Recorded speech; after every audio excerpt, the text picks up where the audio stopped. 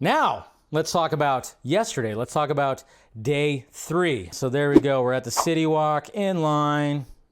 There's the IMAX theater right there. Of course, there's a bar in front of it, that's cool. Hey, there he is. Mr. Ray Porter showed up. So we got a group shot with him. Yeah, Ray Porter just walked up and we saw him. And of course, we had to say hi, give him a hug. It was great. Great seeing Ray, just a ray of sunshine. And then we snuck in a great picture right there. So yeah, it was good.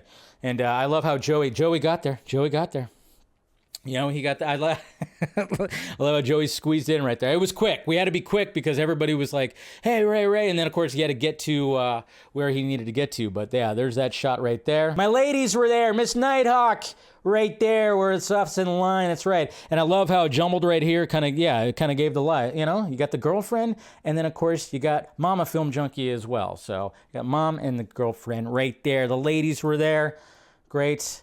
Awesome. Glad they showed up. And, everybody was wanting to take pictures and talk to them and everything like that. It was just absolutely fantastic. And then look at that screen, guys. Look at that screen. Yeah, so there's the screen right there. I mean, we got the very back, which was pretty cool. It's kind of, there's not really a bad seat. When you have IMAX, there's no bad seat in the house. No bad seat in the house right there.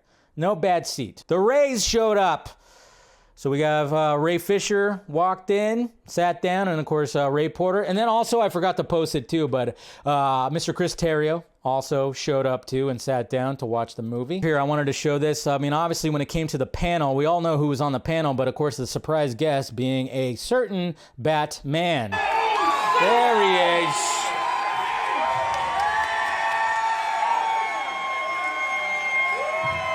Mr. Ben Affleck. Oh my God. Oh my God.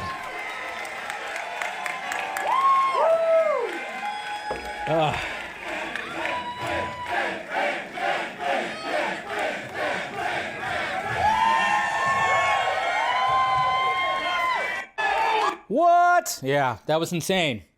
That was insane because it was kind of funny because when you saw the seats, you saw an empty seat and you kind of went like, oh my God. Oh my God, who's sitting in that seat? First off, the movie, watching it in IMAX,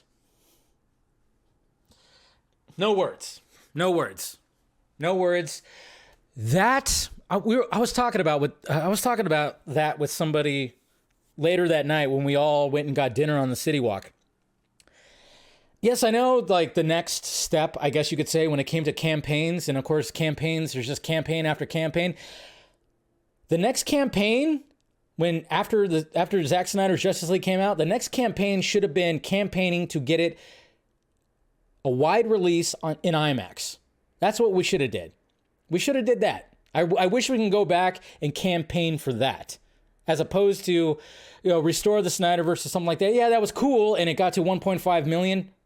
I love that, sure, but man, we should have campaigned to get Warner Brothers to give a wide release to Zack Snyder's Justice League, specifically in IMAX, because you guys don't even know how it was just like watching it almost for the first time again. Watching Zack Snyder's Justice League in full-on IMAX was there was things I never knew existed in the background, in the frame. I'm like, wow, what? That's not, you don't see this. You don't see this when you put it on in your little TV. You don't see this. You don't see that. Look at the background. You're just seeing things. The Flash scene with Iris. Oh, my God. Everything. Everything just looks so, it was just like watching it again. It was just like watching it again. I tell you what, it was just beautiful. So, but yeah, just pretty crazy. It was pretty crazy that, here's my picture right here I took of the panel right here. Of course, we had Dodie, Zach's editor. We got DJ again, which is cool. DJ was a little bit more reserved. And then, of course, we had Chris Terrio. We had Ben Affleck and then Ray Fisher and then Ray Porter, of course, doing that. Hearing them talk about the movie, obviously, Q&As are always interesting. There's definitely always interesting things when it comes to the Q&A. But, people asked about, Ben, and he asked about, people asked him about Batman, what was going on in his Batman and stuff like that. We all gave cheers to Ben, saying he's the best Batman, but you know, he's playing it a little coy. You know, Ben, of course, was just, when he answered questions, you know, there's good questions, but naturally it's like, you know, he wasn't going to talk too much about, I know he got asked about, is there any other villains that were going to be in his Batman film? You know, it's interesting about Q&As with fans is like, obviously, when it came to a Q&A after every movie, you kind of want to stick to asking about the movie. And I know we always want to know more stuff.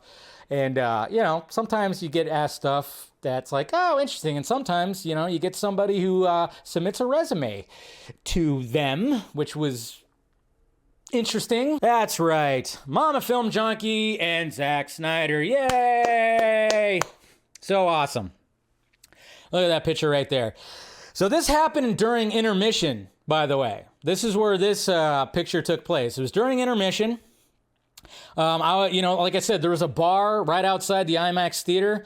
And, of course, we all, you know, we went to the bathroom, and then it was like, all right, I'm going to get some, you know, I'm going to get some drinks. So I was getting drinks for all of us. And then she actually went downstairs to get some food because she was hungry. And then all of a sudden, Zach just walks up.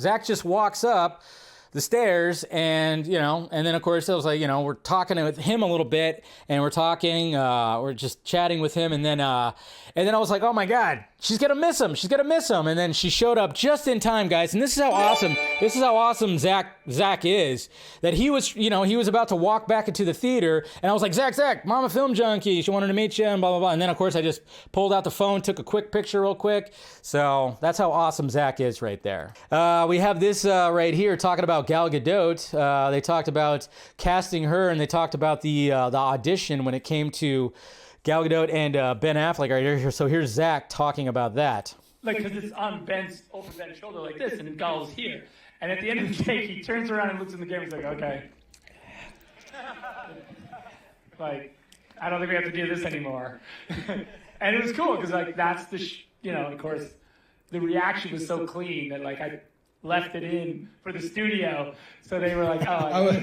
As an unwitting accomplice. Yeah, exactly. I remember that's the only time that's ever happened to me where I was like, "That's obvious." Yeah, like, what are we doing? Yeah. There's nothing else. Can I go home now? Yeah. That was cool. It was really cool. But So that, talking about the audition, we've seen those. They've been released online where you see Ben and Gal talking with each other. Ben already had the role, but they were trying to still figure out who's Diana. And of course, Zach already knew, but they had to shoot a thing. And basically, Ben was like, "Yeah, she's it." To give my final thoughts about Full Circle is the fact that, I mean, it is a full circle. The fact that, again, it's like it started with Man of Steel, and then just the journey it took to finally get to, you know, and all the craziness that happened when it comes to that.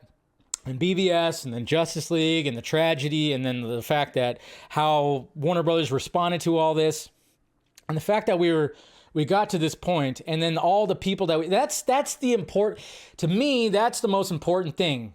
That's the most important thing. It's not about getting more information on what could have been. It's not about scoops. It's not about, you know, taking pictures and doing whatever. It's not about any of that. It's about just like crazy how this fandom, you know, with all the craziness that can happen within a fandom, is the fact that we all have a love for Zack Snyder. We all have a love for his movies, okay? And we particularly loved what he did with his DC movies. They're unique. They're different. He did it like no other. And when you watch Man of Steel, BVS, and Zack Snyder's Justice League, they're different. They don't play out the same, even though it's like one continuous story, but he added like a little flavor to each one. And then along the way, we all just kind of made friends with each other.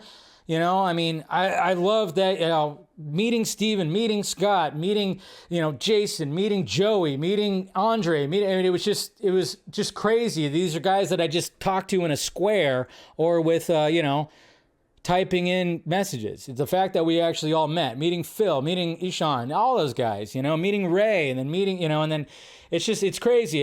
It really is a full circle moment. Like, it was just like one of those weekends where you just kind of go like, man, this was crazy. It's just crazy that this all happened. I mean, we have funny stories. We have, you know, just, we just had a good time.